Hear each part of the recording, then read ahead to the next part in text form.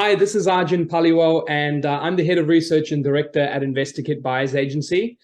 Today, I'm joined by dear friends and clients, Ronald and Danny, and we're just going to take a moment to go through their journey, what they've achieved on their journey of investing, and just learn a few tips, what really worked well from them, and what learnings they had along the way as well. So, hey, Ron, Danny, how are you? Hi. Hey, we're good, thank you. Ron, do I call you Ronald or Ron now for this call? I think I started off with Ronald and now I went to Ron. Stick with Rod. It makes it nice and cash. Mate, I guess I wanted to just, really wind the journey back for you two. Firstly, if we look to where we are today, three investment purchases over the last 2 years.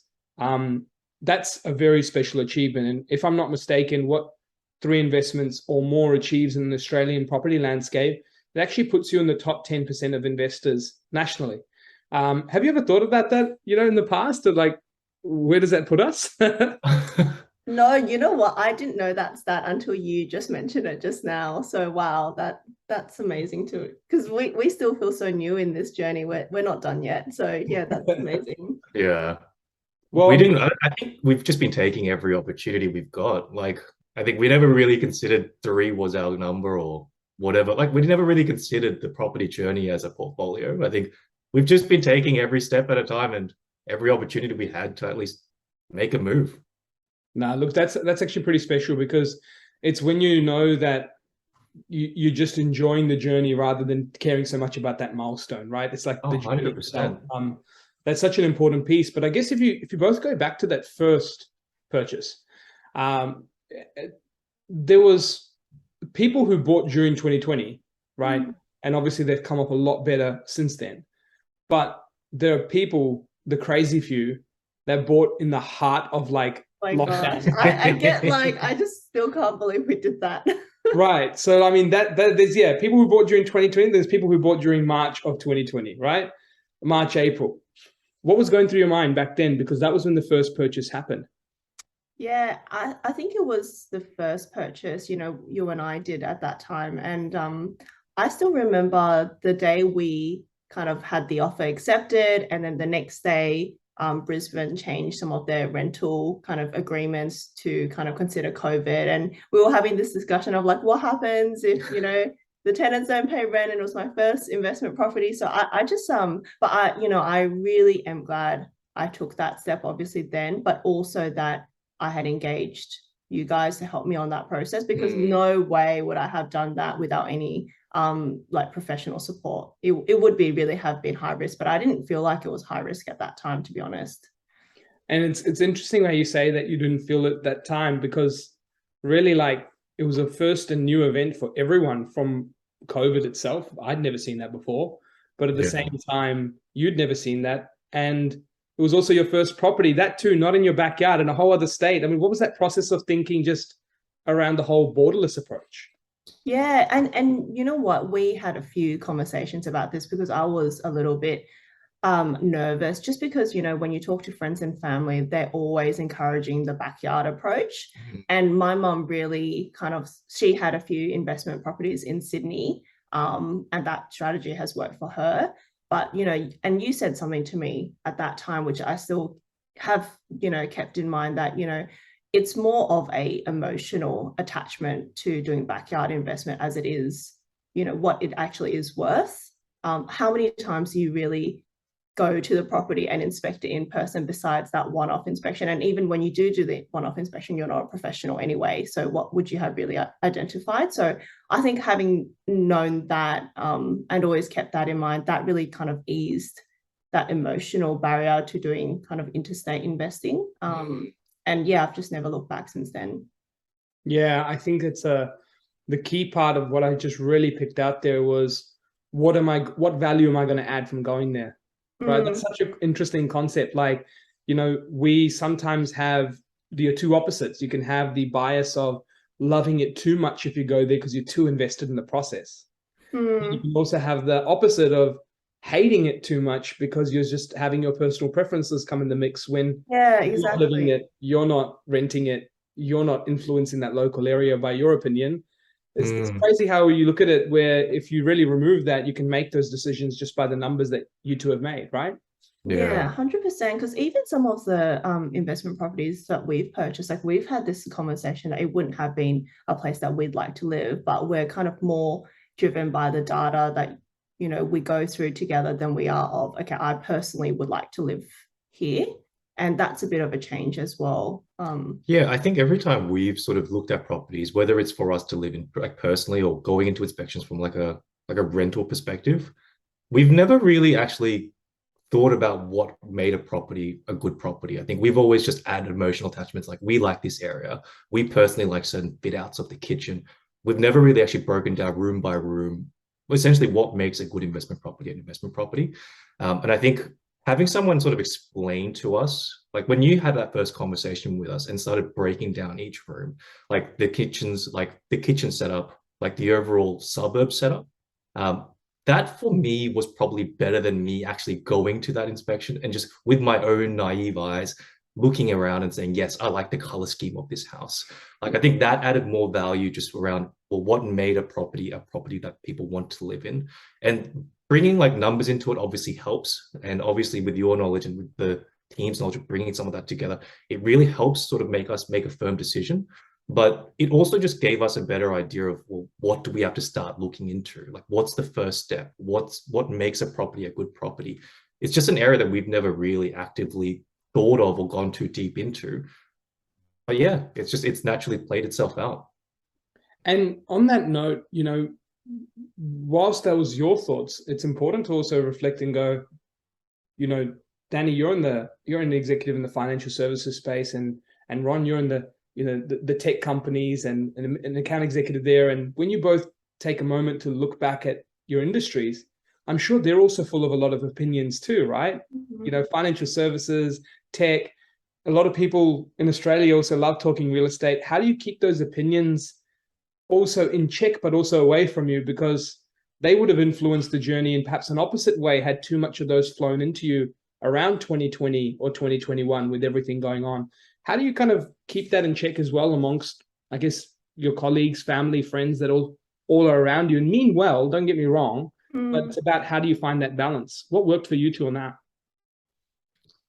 Oh, yeah, I think especially around my colleagues and the people I was speaking to during that time specifically, I think it was just a period where we knew that there was an opportunity. We always knew that there was an opportunity for us to make a move or just to wait. But I think realistically, we all knew that we weren't experts. Like we knew what we were good at. We knew what areas that we specialized in. And we knew that investing, especially in property, wasn't one of those areas. And I guess being in this kind of field, working in tech, we know, I guess, when we should be relying on other people for feedback and input.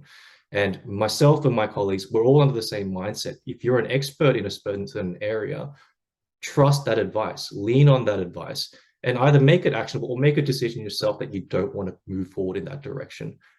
So when people were giving us feedback, I was fortunate enough to have a bunch of colleagues as well as a support group that was quite open. They knew there was an opportunity to take on.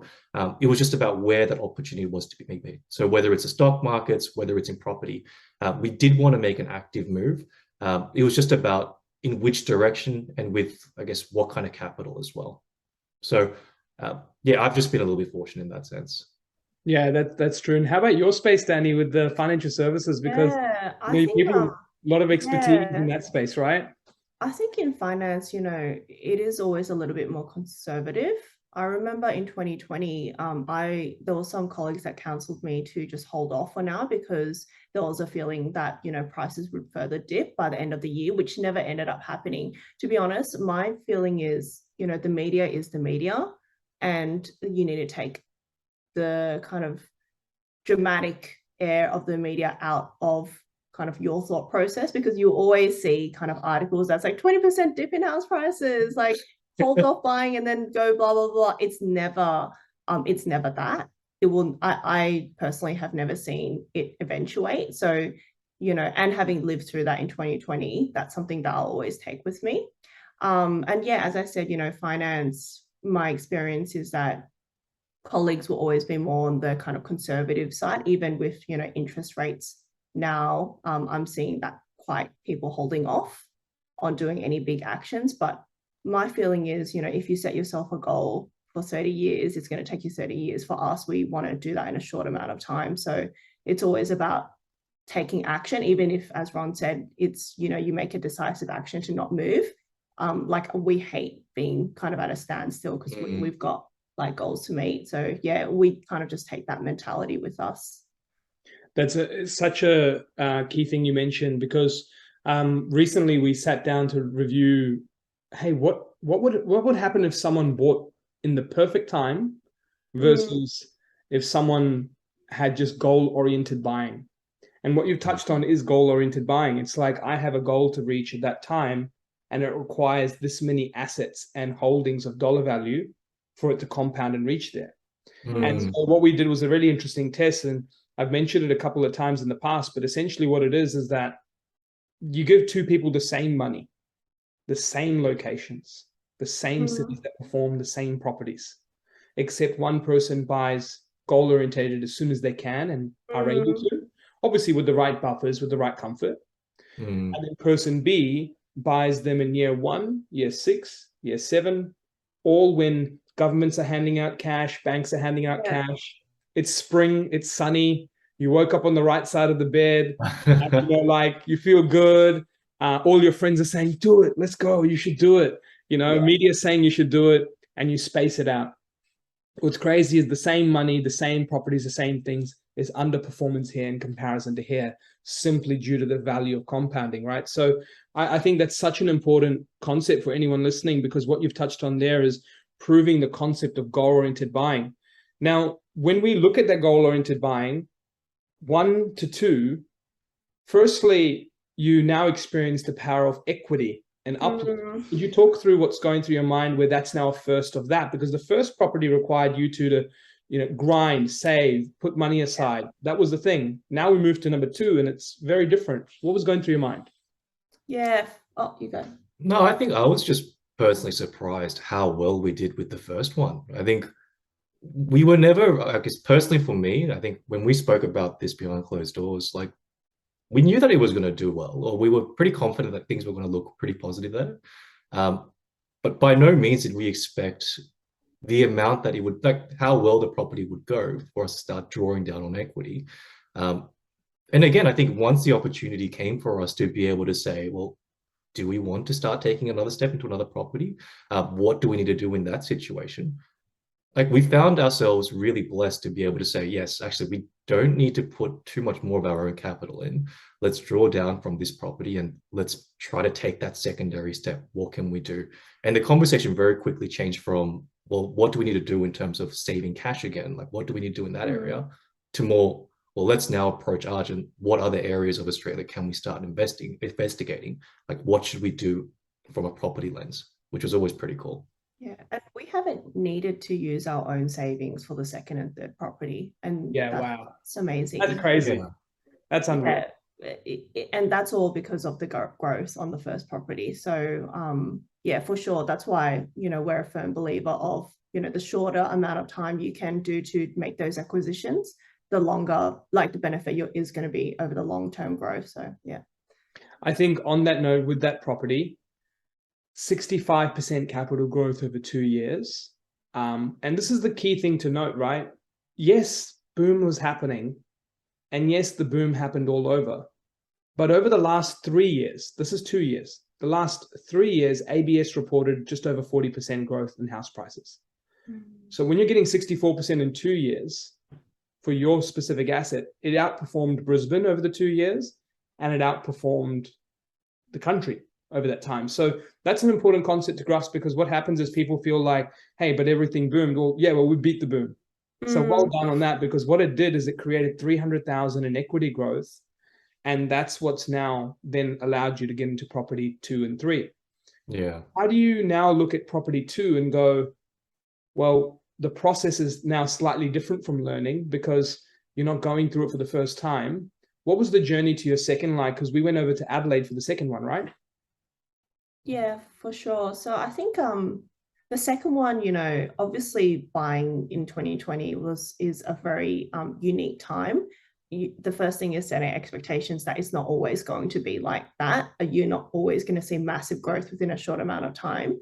But I think, if you're investing properly, if you're investing with the right mindset, it should be, a kind of boring journey. You make the investment, there's little emotion in it, and then it kind of is sitting on the side and growing that capital over the long term. So I think we took that mentality that not every purchase is going to be like the one in 2020.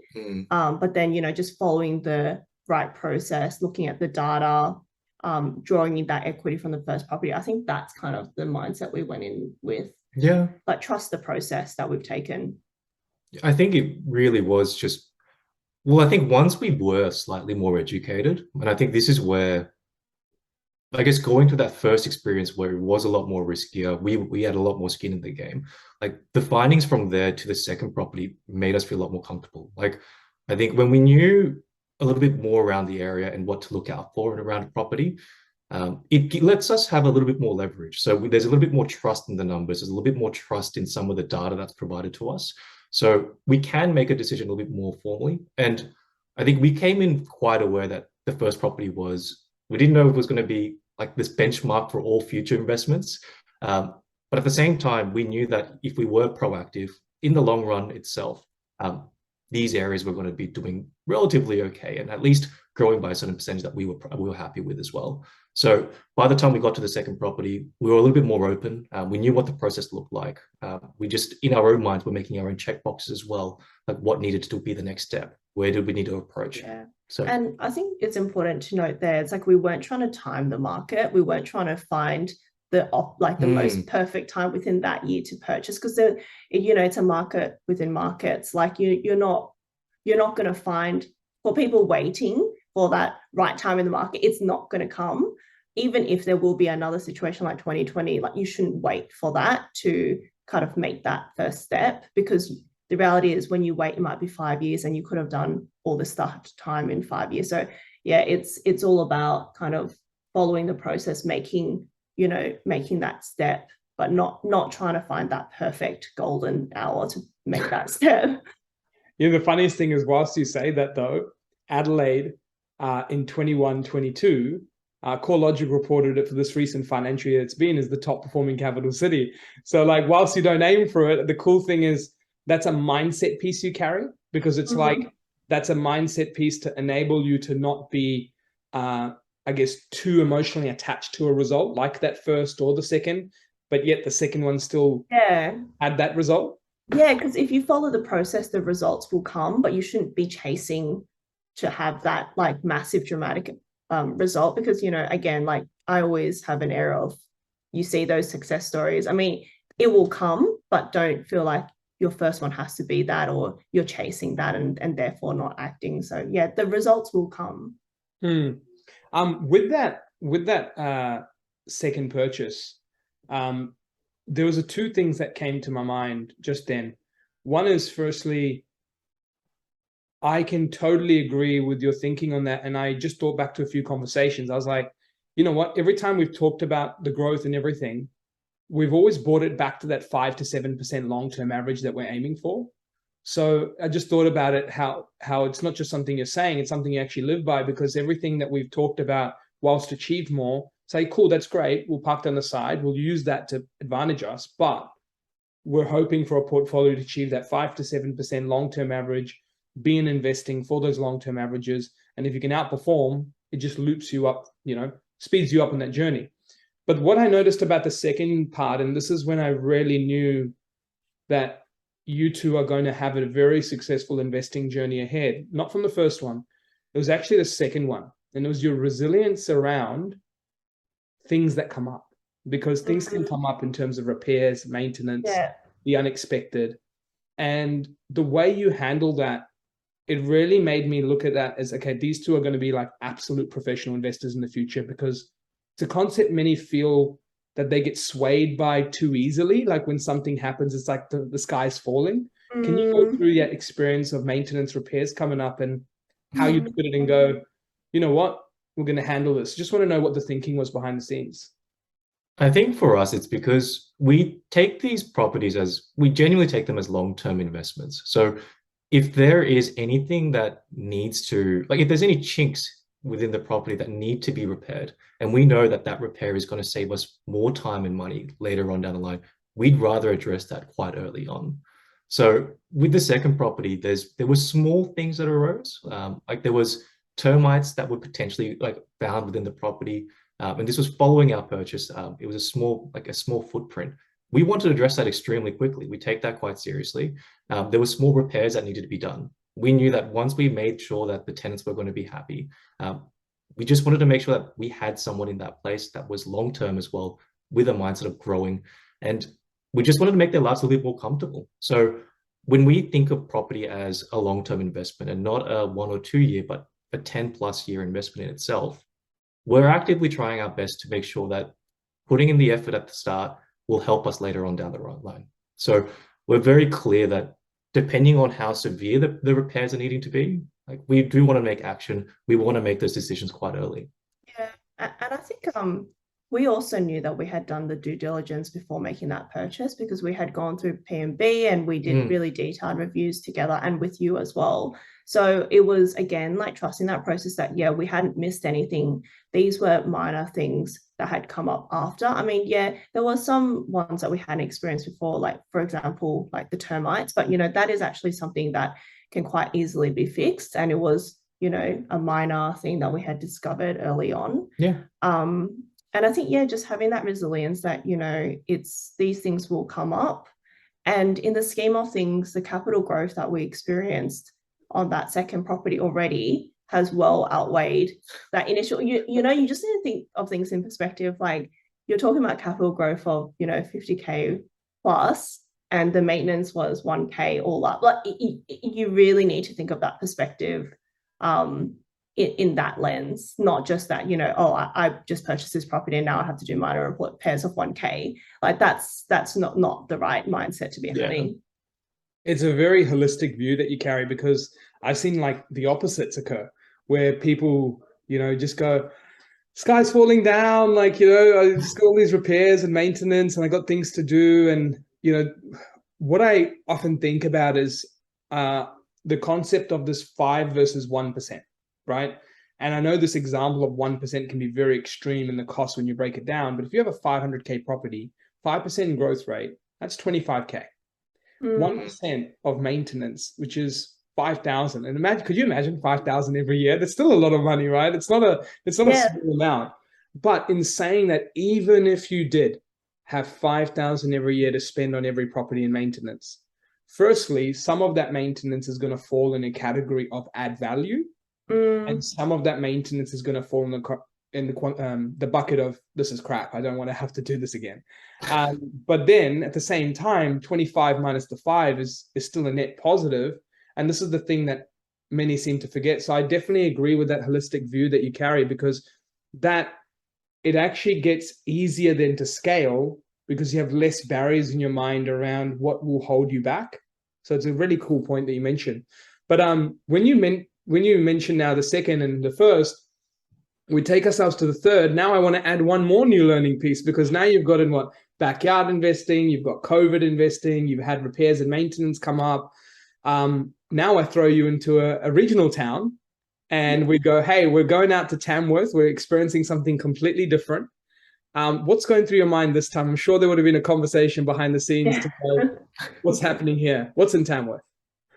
Well, that was the first question. What's in Tamworth, right? Look, I think it's one of those those ticking exercises. Like we knew this whole time that we wanted to eventually buy somewhere in New South Wales. That helped us diversify. But we weren't ourselves going to individually review each suburb to try and say, let's invest in here. I think what we were able to do is sort of understand where we were at. We wanted a third property. We also wanted to diversify into New South Wales. And we had a certain budget that we aimed for as well. So I think once you were able to sort of provide a few data points for us to sort of review that area, understand how long these properties are in the market for, like what's happening in that small city, for it to be something on the roadmap that you're reviewing. Once those metrics are given to us and we're able to sort of have a little bit more of a casual conversation, like, well, number one, like, does the property, like even with the foundational stuff, does the property look good? Like, is that something, like when you guys are taking those videos, it's like, well, am I looking at this again emotionally, or am I looking at this as an investment? We have to always have those conversations. But again, after the data is given back to us, after you've been able to explain it to us in a bit more clear and rational way, I think we're always in the mindset of, well, let's take the jump. If things are looking positive, if the data is looking correct, we're both ready. Like, let's take that first step. Let's make it actionable, and let's continue to kick our goals. So if we go in with that mindset of sort of, again, buying an investment property, not at a fixed time, but when we're ready. When the New South Wales opportunity came forward, we knew that it was an item that we wanted to move forward with as well. So it was just about understanding, well, are we ready for the third one? And if we were, what that looks like. Yeah, I think, when you look at that third one, it added another element of learning to the journey. But what it again showed me is that you're now looking at each city for its own merit. Because we broke down Tamworth was actually quite an exciting opportunity. There was a renewable energy boom. There was a largest pipeline of infrastructure it's seen in a long time. The job market's unemployment rate is extremely strong. Vacancy rates are super low, and all those different trends around pressure building are improving. And yes, whilst it's had some good growth like many cities over the last couple of years, over 10 years, it's not like it's extremely outperformed its long-term averages. So putting that into perspective, I now look at the whole portfolio and what you've achieved so far. And, there's over three cities now, 3 different states. There's over 400K, around that 400K mark in equity gain. There's only one property you really had to use your own cash for, the second and third from equity. And whilst doing all of this, you've achieved it in 2 years, whilst having support and having your time back, and also having buffers while you operate on this. There's been a lot of learning in this journey. If you were to say your top tip for people who are wanting to be on a journey like this, whether it's on their own or working with a buyer's agent, what's the biggest tip that you'd have reflecting on all of this?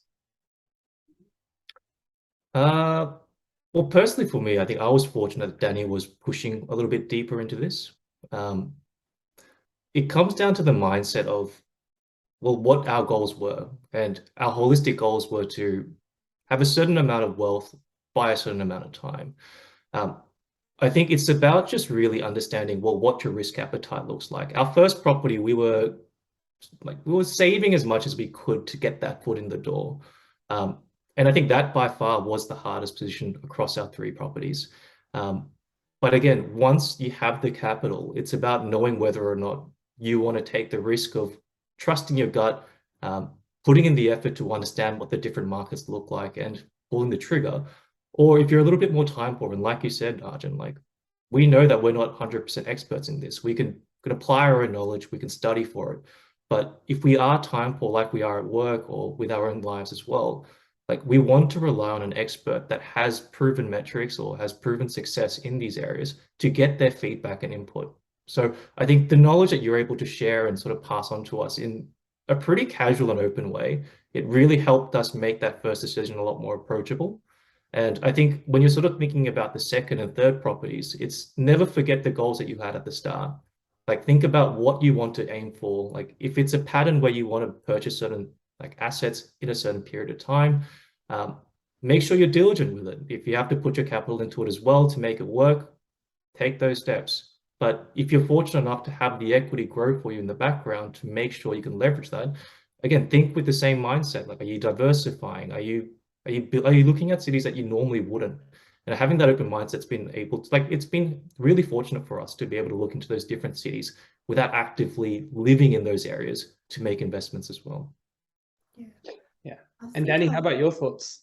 Yeah, I'll just add to that. So 2 things from my end. So the first one is, being resilient, taking action, which I mentioned. And the second one is, investing in property and, the outlay that is required for that. It will probably be one of the most significant financial decisions that anyone would make in their life, as well as impacting, your future quality of life in retirement, depending on what your goals are.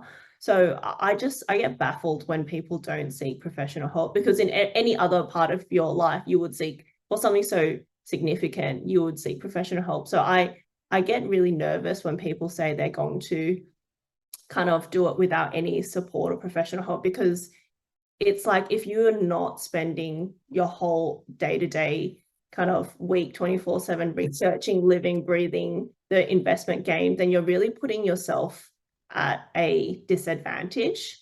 And also, again, you know, taking that holistic view, if I think of the outlay required in terms of buyer's agent fees versus the capital growth required, like what is that in the scheme of our equity growth of 400K over 2 years? Like it is nothing almost. And I think, you know, you need to take that step back, because I can assure you, if we had done it alone, we would not be game enough to do interstate, firstly, so none of this would have happened. But also we could have made some really poor financial choices in our investments, because even if I had tried to kind of really quickly bring up to speed, I would have gotten to a certain level, but I just wouldn't, even if I had the knowledge that was adequate, I wouldn't have the contacts required to really get those good deals. So I think, you know, again, thinking about it holistically, the investment you'll spend in professional support will really, you know, in the scheme of things, it will be really outweighed by, you know, the advantage of the capital growth and just kind of the connections that you'll get through those support networks. So yeah, that's definitely my second learning for this. Well, that's awesome. And you know, on that note of professional help, I try and use that example in a few other cases as well. And unfortunately, it doesn't work out as well for me. So give you an example is I'll go to the you know, bar with friends, and you know, instead of making a drink at home, I want professional help to make that cocktail, right? Do it best, do it right. And the same with restaurants. My family's like, hey, you eat out too much. I'm like, hey guys. I know, Ron always says that to me like every time. I should actually use this example more often. You can use it all These are over. where bad habits get created, Arjun. It's not. No, look, thank you both so much. I'm very excited for your journey and what you've achieved to date, and look forward to, you know, seeing this goal-oriented, you know, approach that you've got really take it to the next level these next few years.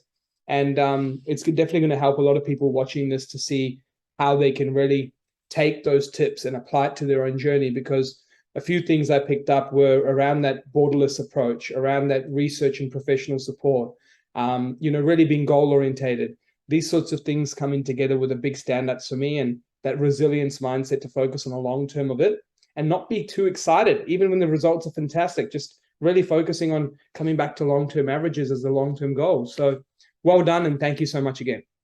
Thanks so much, Aj. Thanks, Aj.